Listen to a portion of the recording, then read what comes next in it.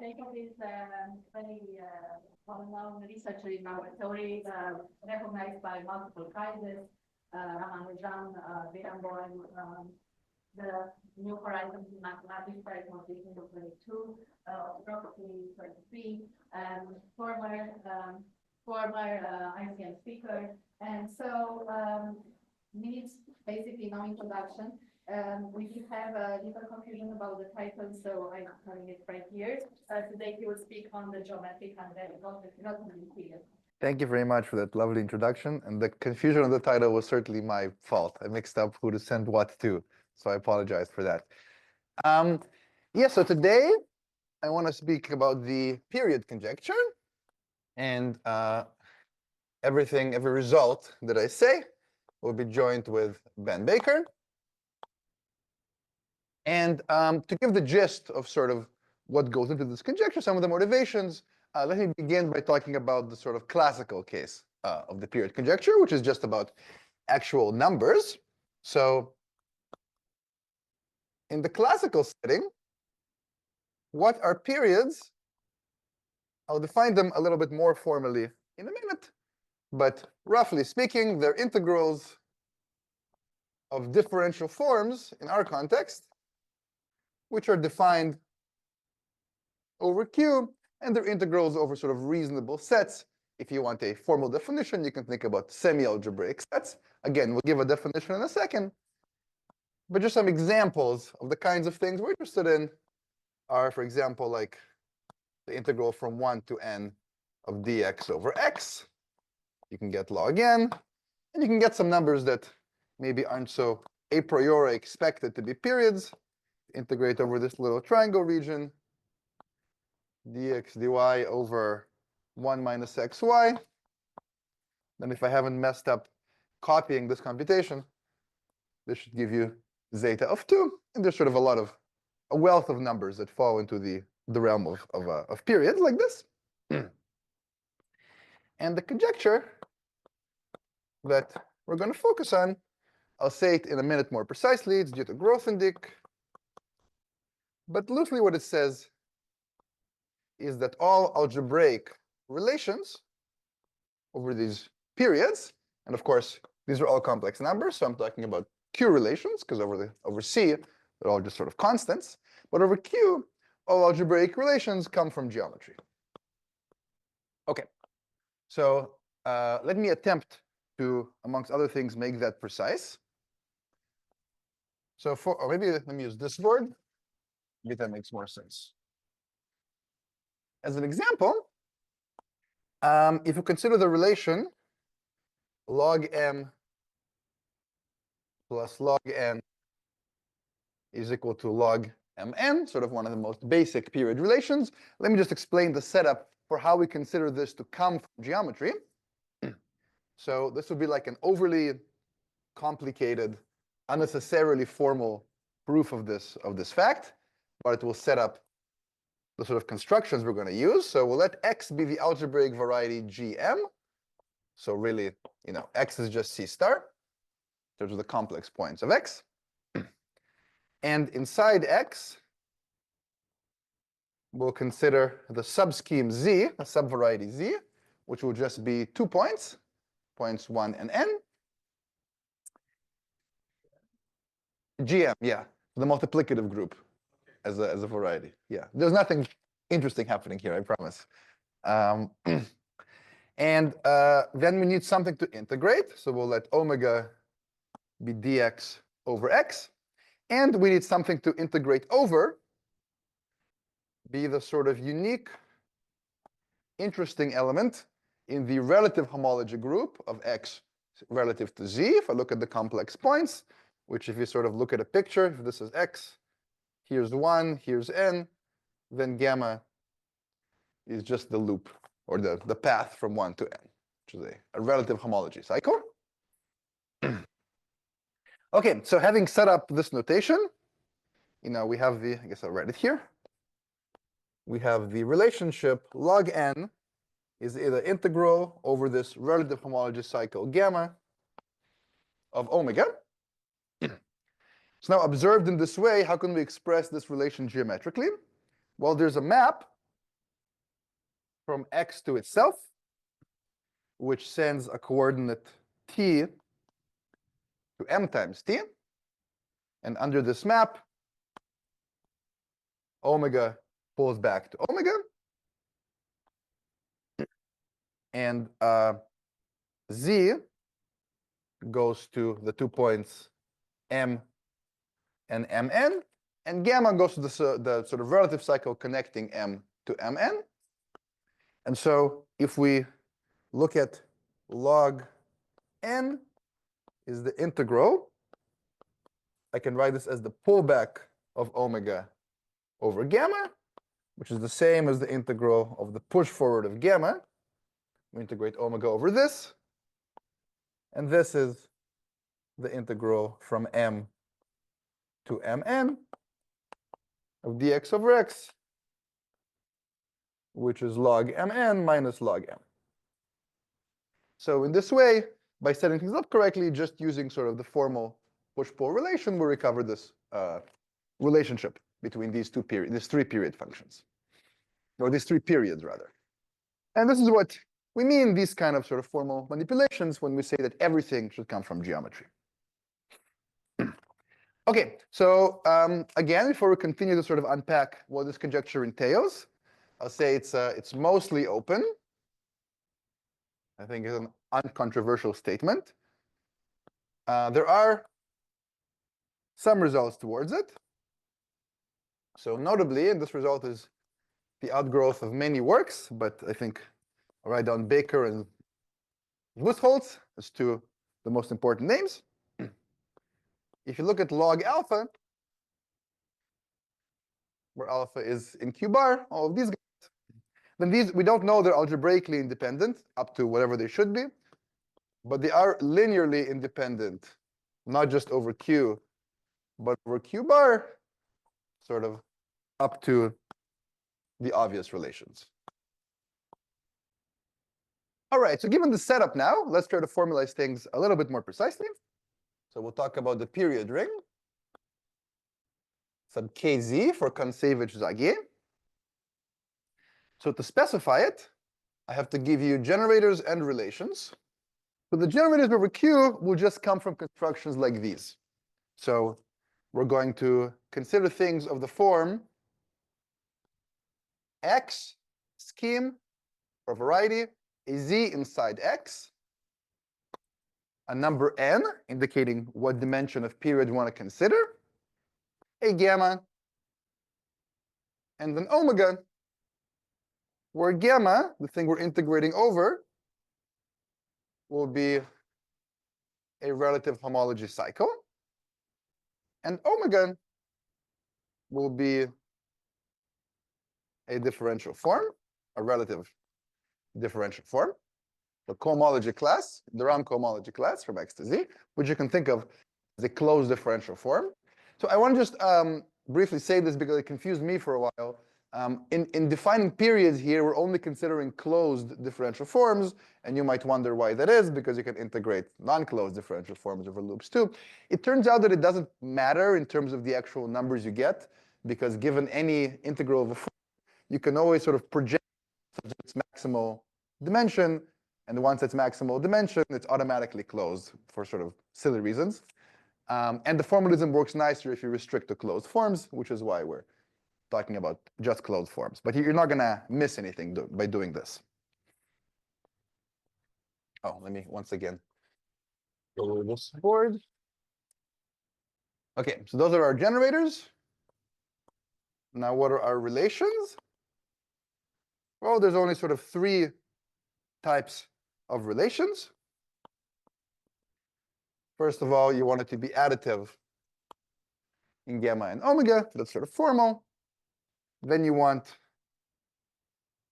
the push-pull relation.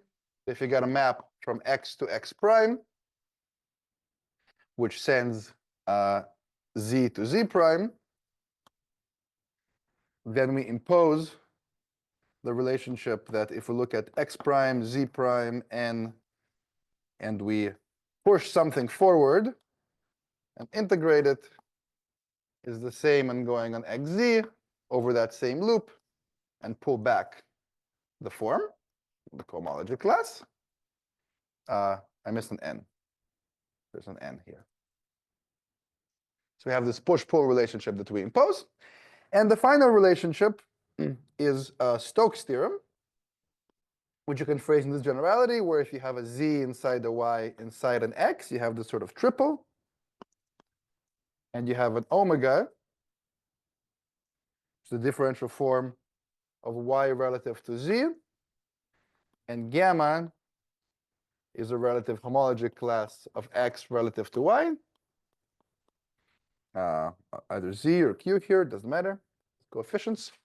Then you have log exact sequences of cohomology, and the obvious thing sort of holds, which is that if you look at x, y, n, gamma, d, omega, for the obvious exact sequence, this is the same as y, z, n minus 1. Sorry, this is an n minus 1.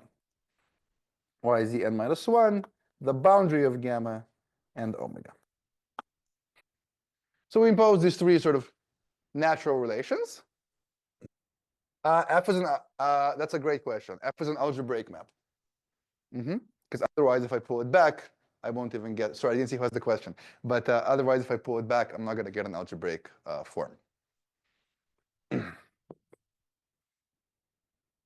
So moreover, an algebraic map defined over Q, because we're working with varieties over Q. And there's one more thing you do, which sort of don't have to do, but it makes the theory cleaner, which is we can define this formal 2 pi I. There's a real 2 pi I, of course, the complex number. But then there's a formal 2 pi I where in dimension 1, your loop is sort of the circle S1, and you're integrating dx over x. So this formal symbol we define to be 2 pi I, and we formally invert this to get our period ring. And there's various good reasons to do that. Okay, and once we define all these relations, we sort of did it in order to be able to define the next map, which is the formal evaluation map, which takes this period, takes an element of this ring here, and returns a complex number. And how does it work? Well, given the formal element that was made to be integrated, just integrate the omega over the gamma. Okay, and the relations were just set up such that the evaluation would descend to the quotient by those relations. Okay, so this sort of captures all possible periods you might care about, at least Q periods of this form. So then in this language, we can formally state a conjecture. This is the Kontsevich and Zagier period conjecture, which says that this evaluation map is actually injective. Okay, which if you think about it, it's a very, very strong conjecture. If you have two integrals and two sort of totally unrelated varieties which happen to give the same number, then you can sort of set it up through formal Stokes reasoning and bilinearity and push-pull stuff to impose that relation. So it's kind of a, in a sense, it's a Hodge conjecture for periods. You can think of it that way. Okay, so this is actually a little stronger than the Grothendieck period conjecture, which just cares about transcendence. And I want to explain that, but I'll just say that the Grothendieck period conjecture is sort of the Kontsevich-Zagier conjecture, but sort of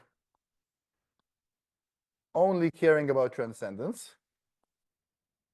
So formally, one way of saying this, which I think is not super intuitive, is that the kernel of this evaluation map, which the Kontsevich-Zagier conjecture says is 0, there should be no kernel.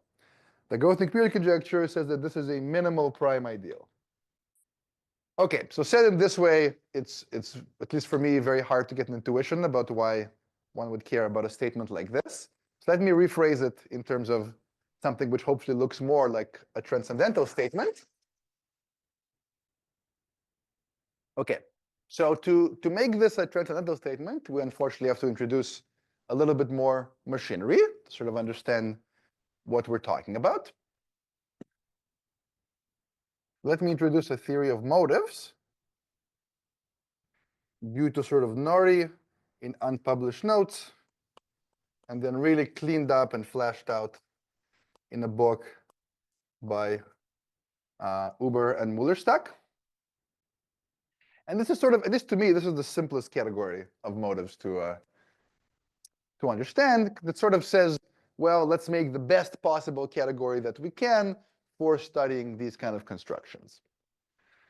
So, okay, how does this category work? Well, you start out with a very simple category, which are called effective Nori motives, where the objects are just triples x, y, n, where y inside x are q varieties, and n is a non-negative integer. That's all you start with. And these are sort of made to encode the nth relative cohomology group of x and y. So morally, that's what you think of. But the object doesn't, of course, see that. And we put in formal morphisms of two types, similar to before. We have a map from x to x prime, which sends y to y prime. We sort of formally add a pullback map, because you would sort of get such a map on cohomology. That's one type of map. And once again, if you have a setup z in y in x, you get a sort of formal boundary map from yzn to xy n plus 1. So we add these sort of formal maps. And the point of these maps, the point of these maps is you then get a functor from this category to the category of Q modules just by taking singular cohomology. So f subsing of an object x, y, n is just defined to be the nth relative singular cohomology. And it's a functor, so I got to tell you where to send these maps, but you sort of send them to the obvious place. You send this formal map to the pullback map, and you send this formal map to the actual boundary map on cohomology. Okay, so far sort of nothing interesting has happened. We're just recording the obvious maps in cohomology by creating this sort of diagram category. The goal of doing this, what we want to do is we want to take these sort of cohomology groups and understand exactly what relations are imposed on using geometry. So geometry gives you a whole lot of maps between these cohomology groups. They sort of allow you to identify various pieces and parts of them and break them up. And we want to formally sort of understand how to break them up, how it breaks them up into the smallest atomic sort of chunks, and then call those chunks motives.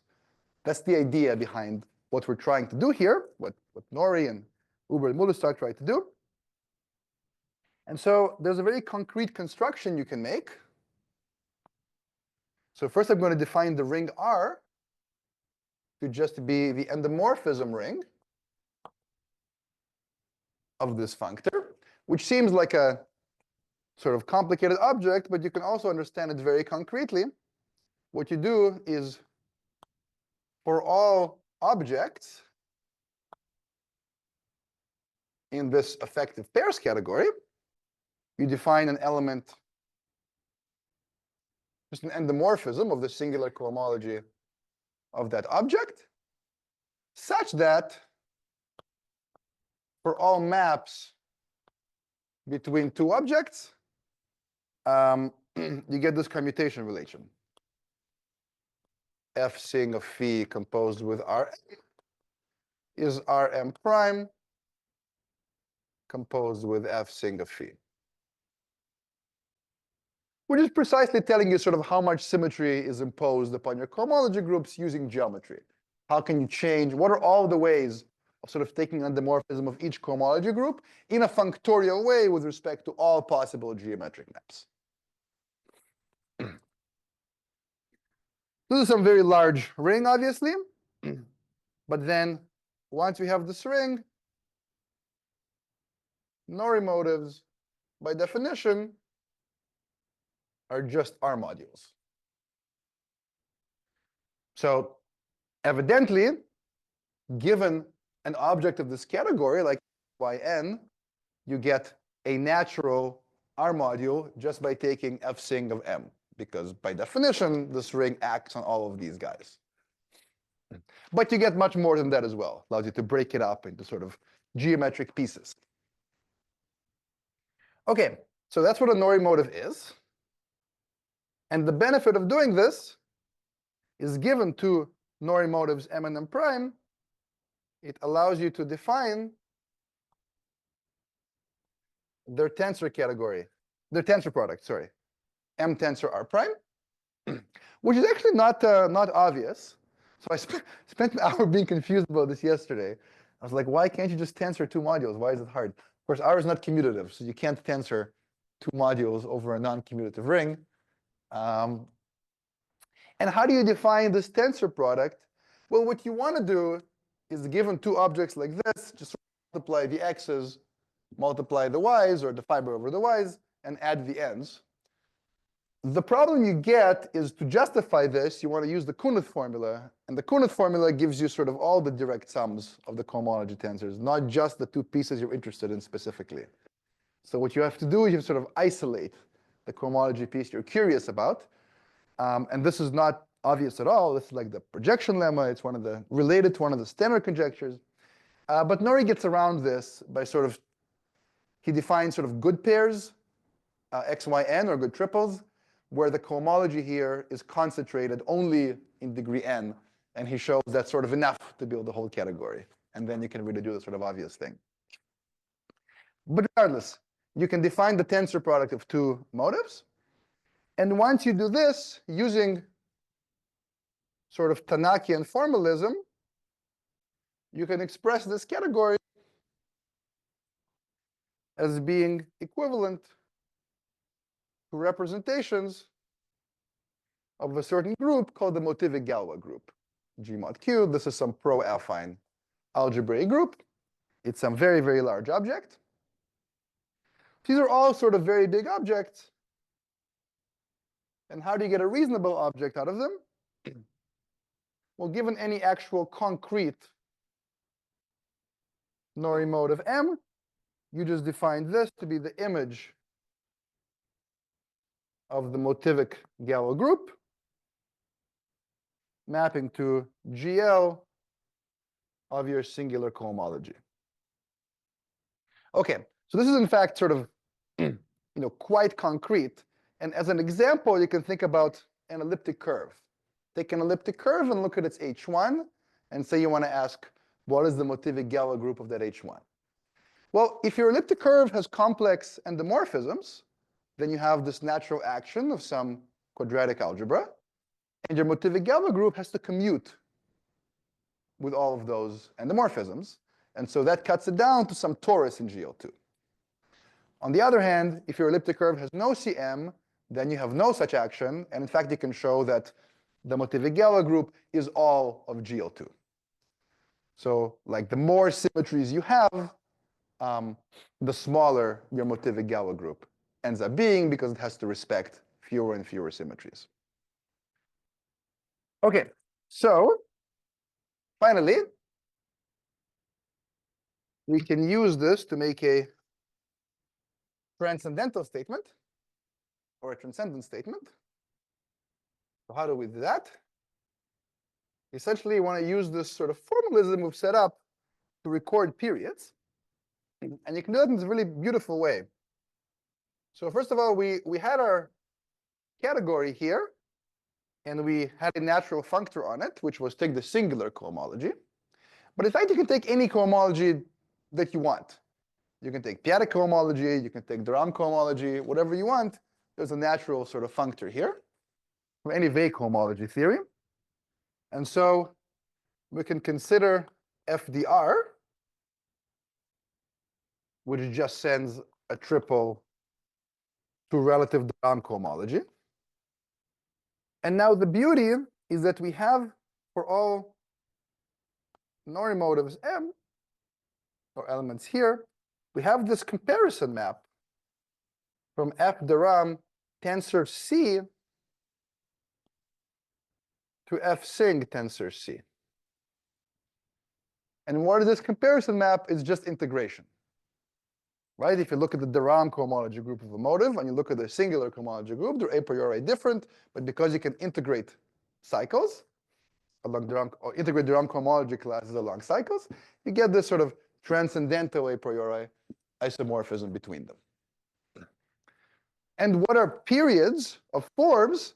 Well, if you pick a basis for cycles and for forms, then periods just become the coordinates of this map here. So this is a nice coordinate-free way to express sort of all periods that arise from looking at the nth cohomology group of X relative to Y.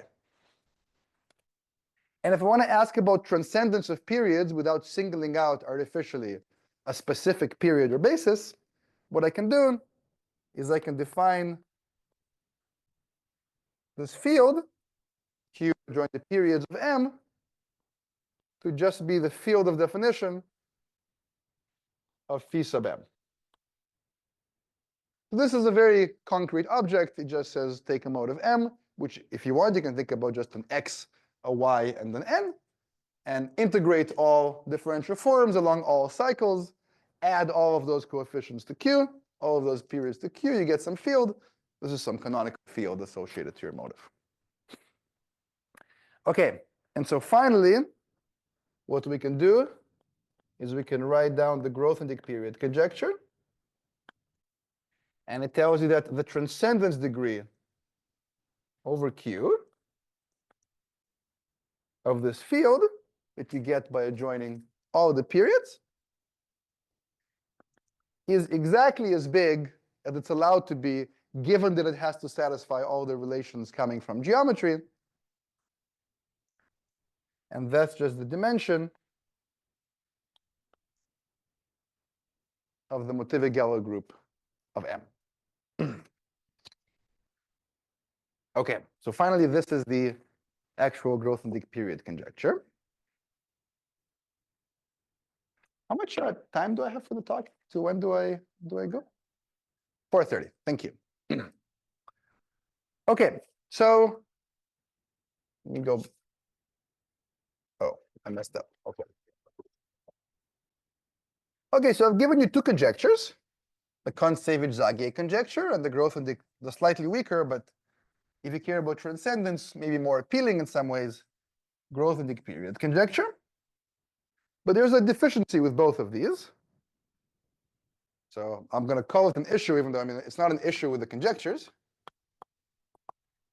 But one issue is that numbers like E are not actually periods. Now, I don't know this for a fact, so probably. But we strongly suspect that E is not a period. It has no reason to be a period. Numbers that have no reason to be periods probably aren't periods, as these conjectures sort of say. So E is not a period, which means that the Kontsevich-Zagier conjecture and the Grothendieck period conjecture tells you nothing about numbers like E. And this is a problem if you're trying to write the sort of or transcendence statement, because a lot of interesting transcendental questions have to do with things like E. In particular, you want to include the arguably most famous transcendence conjecture, which is Schanuel's conjecture, which says that E, the exponential function, is as transcendental as you can get. So I'll just write down the statement. If I have n complex numbers, which are Q linearly independent, then the transcendence degree over Q of all of these numbers and all of their exponentials is at least n. Obviously, it can be 2n. If you take random complex numbers, they're going to be completely algebraically independent. That's sort of intuitively clear, and you can prove it. You can force it to be n in a variety of ways. Every time you add a number, You can force it or its exponential to not add any transcendence. That's also sort of easy. And the theorem or the conjecture is that that's the best you can do. There's been a lot of work on this conjecture, partial results, notably by Lindemann and Weierstrass. I'm not going to write down, but I'll just mention. And there's been a lot of work on the sort of model theoretic perspective by Boris Zilber on Schanuel's conjecture, the so-called Zilber exponential field. And just to get a sense for how strong this is, if I just take n equals 2, alpha 1 is 1, alpha 2 is pi I, what this implies is that E and pi are algebraically independent over Q, which is, extraordinarily open. I think we don't even know that E plus pi is irrational as far as I know. But this is certainly open. So, okay, one might sort of reasonably hope to take the Grothendieck period conjecture and modify it to sort of include Schanuel's conjecture and numbers like E. In particular, because if you think about it, E is sort of describable, in fact, defined through periods. The defining relation of E, well, at least, I don't know, maybe there's another one, but the one I learned is that if you integrate dx over x from 1 to E, you get 1. Right? So E is somehow inherently related to the world of periods. So you would like to include it in this conjecture. And this was done by Andre. Use Andre. A sort of beautiful way that I want to describe now. So Andre said the following. Conjecture. This is due to Andre. And sometimes called the Andre-Grothendieck period conjecture. So he said, let's consider K in C, instead of working over Q, we'll work with an arbitrary field K, which is finitely generated over Q. And then all the constructions we did for motives over Q, they all make sense over arbitrary field. There's no real need to work over Q. You can talk about varieties defined over K, differential forms over K, all this sort of stuff. And so we're going to let M over K be a Norrie motive. I'll say just Norrie in brackets because I'm not going to consider any other motives for this talk. Then if we consider all the periods of M, and we take the transcendence degree not over K, but over Q, then this is at least as big as the dimension of the motivic Galois group of M.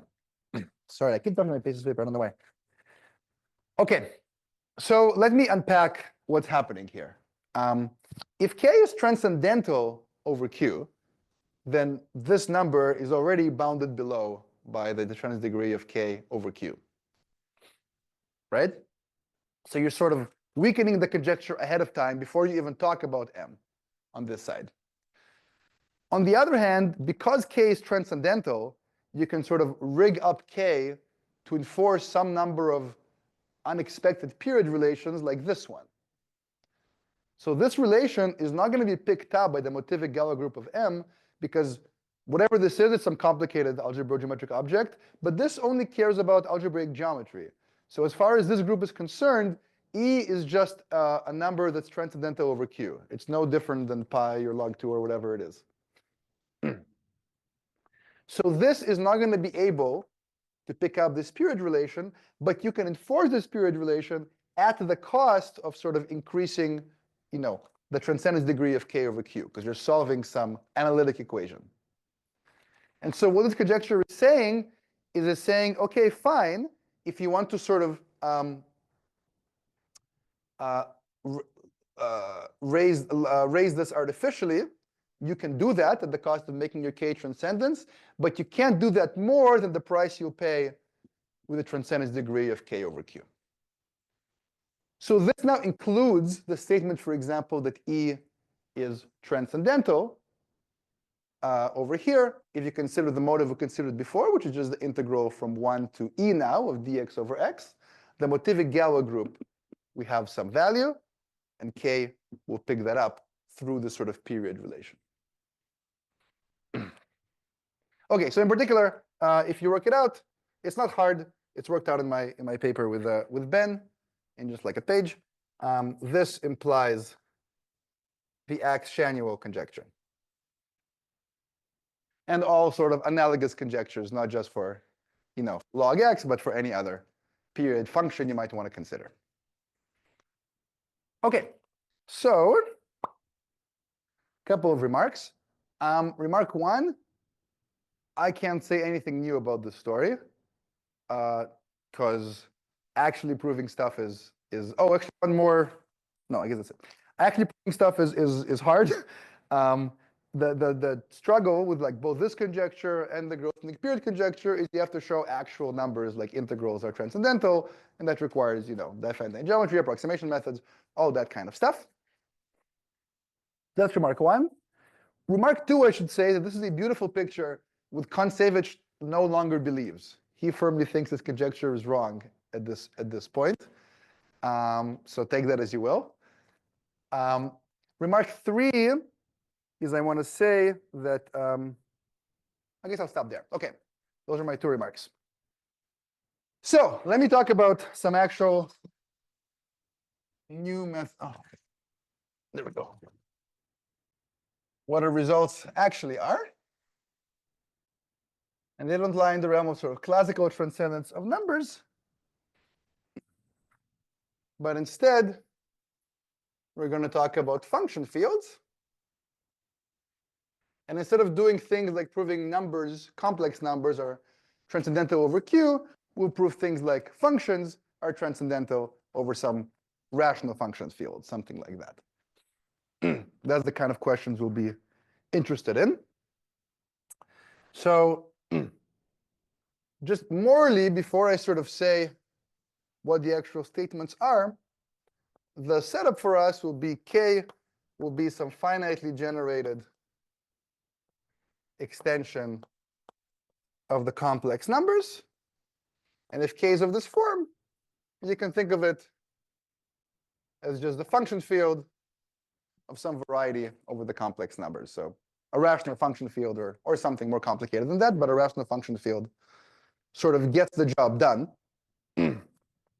And we're going to have x naught over k. Just for simplicity, I'll talk about this case where this is a smooth projective variety. You can do all the relative stuff from before, but I just want to give a semblance of what's going on. And what's a smooth projective variety over k? You can think of it as an actual x, a smooth projective family, not over S, but over some U inside S. You might have to shrink a bit because you might have some bad points, some denominators and stuff like that. Okay, and now to give a period conjecture, to talk about periods, we have to answer three questions, which are what are we integrating? Over what are we integrating? And finally, where do the integrals actually land? Right? Because the perspective of Q, for example, it might have seemed very natural. We pick complex differential forms, we integrate them over homology cycles, we get complex numbers. But we just as easily could have taken p-adic differential forms and integrated them over some p-adic homology classes and gotten some p-adic numbers or some, something in the Fontaine ring or something like that. So from the algebraic geometry perspective, the fact that our integrals landed in C was far from sort of a necessity. It was a choice that we made. We've got to answer these three questions here. So what are we integrating? Well, it turns out we're integrating the same thing. So as before, the RAM cohomology classes of x naught over k. And how do we think of these guys? Well, before they were sort of closed differential forms, now it's the same things, but now they're parametrically closed differential forms. They're differential forms with coefficients from k, which you can think of as sort of rational functions on this S. So it's sort of over this U is just some family of differential forms, where over each point of view, you have a variety and you have a closed differential form there. Over what are we integrating? We're going to integrate over locally constant homology cycles. So once again, we have some sort of varying family of algebraic varieties, but at least locally, in a little ball, we can identify all of their homologies and cohomologies. And then sort of point by point, we can integrate our differential form over this homology class and get some function over the base, which brings us to our last question. Where do the integrals land? What sort of numbers are these integrals anyway? Well, this will be some sort of meromorphic function field. So there's many, many, many choices for how exactly you want to formalize this. But most concretely, you pick some base point. You sort of assume things are good at this base point. You integrate your guys, and you get some meromorphic functions. So as a basic example, if you look at the integral from 1 to t of dx over x, and you get the function log t, this is an example of the kind of thing we have. In this case, our family of varieties is varying because the missing point that we're going to integrate to is varying. It's t equal to the parameter. Our form is sort of locally constant, dx over x, and we get this log t, which is in fact transcendental, but it's meromorphic. So it's sort of the formalism transfers nicely to this setup. Let me trying to think. Yeah, let me skip the exact setup of Norrie motives and such here, because it's very, very similar to before. Once we have these guys, let me stick to what's different and what's known about this case. So first of all, you can define the Motivy-Galois group in the same way. As far as the Motivy-Galois group is defined, it's totally algebraic. Just treat K as a field. Nothing changes at all. Okay.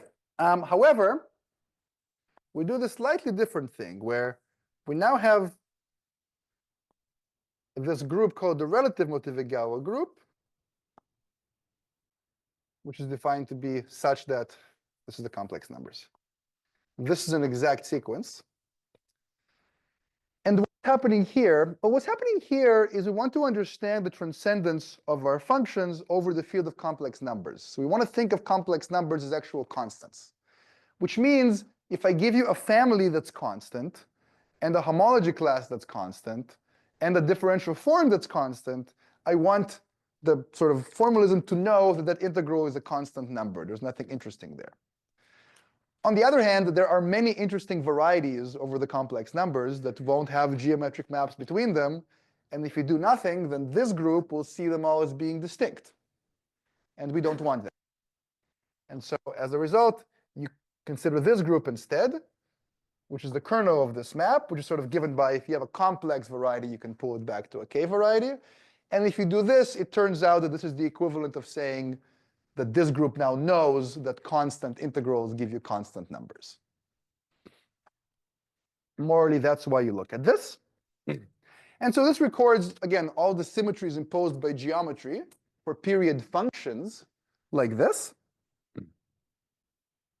And it turns out that you can understand this group just by looking at the ordinary fundamental group over C in this context. So we can define this pi1 of this field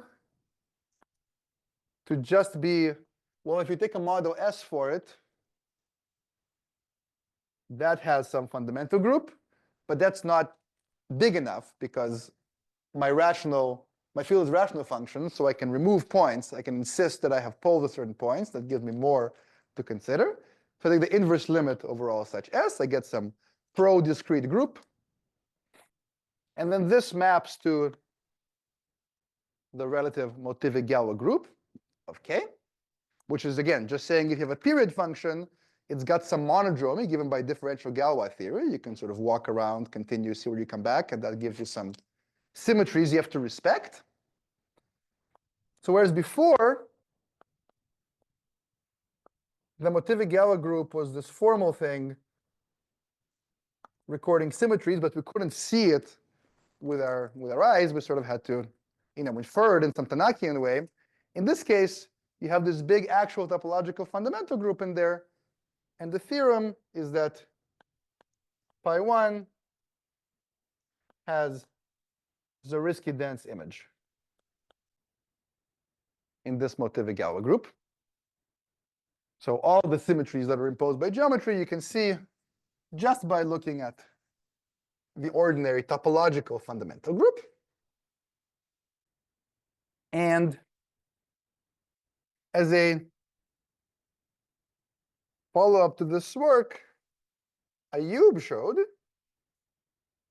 that the analog for the Grothendieck period conjecture holds in this setup, which is to say, if you look at the transcendence degree over K of the periods of some mode of M, this is exactly the same as the dimension of the relative Motivic-Galois group of M. So this is closely related to, but there's more work to be done, to differential Galois theory, where you can sort of understand the transcendence of a differential equation from looking at the monodromy of its solutions. Okay, and finally, I can state my theorem with Ben, which is that in this case, we formulate a version of the Andre-Grothendieck period conjecture, and this also holds. So formally, if you have some extension K inside L, inside sort of meromorphic functions in this K world, which is finitely generated over K, take this L, and you have M is an L Nori motive, then the transcendence degree over K, the periods of M, is at least as big as the dimension of the relative Motivic-Galois group. Okay, this is not the most intuitive statement to digest, so let me give a concrete example of what this implies over this statement and what this implies as well. As an example, one thing that in this context, the ordinary Grothendieck period conjecture tells you is you can look at functions like log t and log t plus 1 and say that they're algebraically independent over rational functions in T. That's something the Grothendieck period conjecture can tell you. Probably, this particular statement is not that hard to prove by itself, though it's not trivial. And essentially what it can tell you is you can take any finite collection of sort of algebraic functions, you can take any periods of those, and it will tell you what the transcendence degree of all those periods is taken together. That's the kind of thing the Grothendieck period conjecture can tell you. What the Andre-Grothendieck period conjecture allows you to do is you can, of course, still take log t and log t plus 1. But now you can do things like iterate periods with each other. You can take things like double log of t. You can also invert periods. You can take e to the t. And these are all algebraically independent over C adjoint T.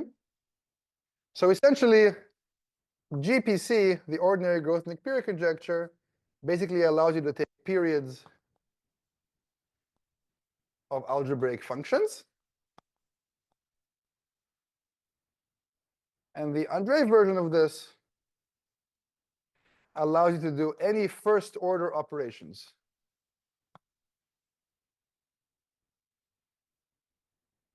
with periods and algebraic functions.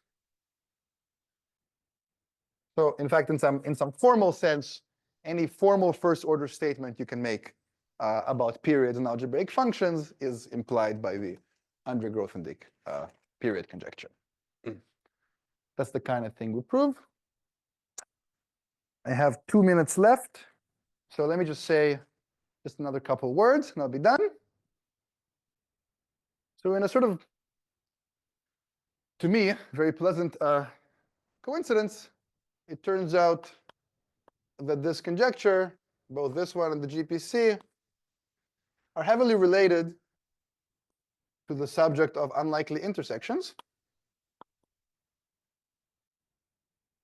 which are both about transcendence, but this subject sort of has a different character a priori. This is all about you take analytic sets, which are algebraic in different structures, and you try to understand how they talk to each other. And it turns out that if you do that in the language of flat bundles, where you have two algebraic structures, one is a sort of just like the usual Zariski algebraic structure, the Zariski vector bundle structure, and the other is a structure just given by flat sections. So in the one world, you do the normal thing.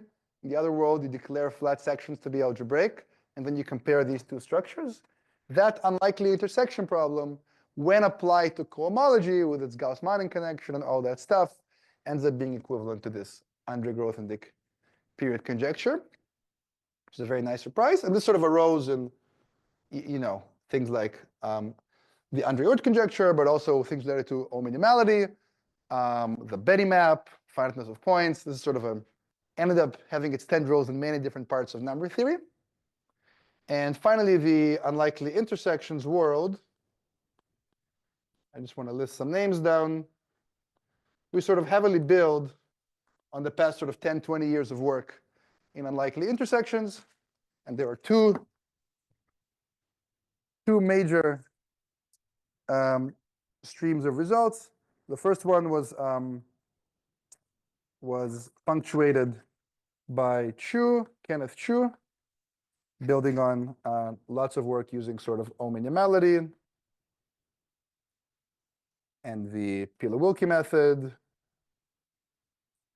and results of monodromy due to Andre and Lean.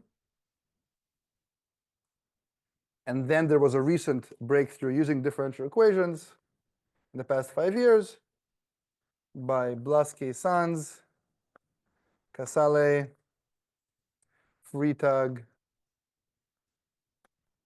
and Naglu. So you have these two sort of different approaches, both of which give you the result over here, which allows you to transfer it to the same. Okay, thank you so much for your attention. At some point, did you talk about M of K being neuromorphic functions on K? Yeah. What does that mean? Oh, so I just mean, yeah, it's a good question. So, right, there's a subtlety here, which is what you want to do is you want to take these differential forms, which have these coefficients being rational functions, and integrate them over these sort of homology cycles. And you want some field for those integrals to land in, such that you can then ask, inside that bigger field where everything lands, the image of these guys was the transcendence degree over your base field. Just like for the Q story, every integral lands in the complex numbers, and then you can ask how big is the image in there. So here, what that field ends up being is you do a construction like this, where you look at K as the function field of some variety S. You pick some base point in S and some like little ball around it. On that little ball, like the good example is this one. If I look at integral from 1 to t dx over x, what do I mean by this? I mean, I take sort of, here's my 1. Here's a little ball I'm going to fix. And I'm going to let t vary in here. And then I have a well-defined sort of loop from 1 to t. And I can consider this function as a meromorphic function on this ball. And sort of my periods end up being, they're all meromorphic functions here. And then I can ask for transcendence degrees. Thank you very much.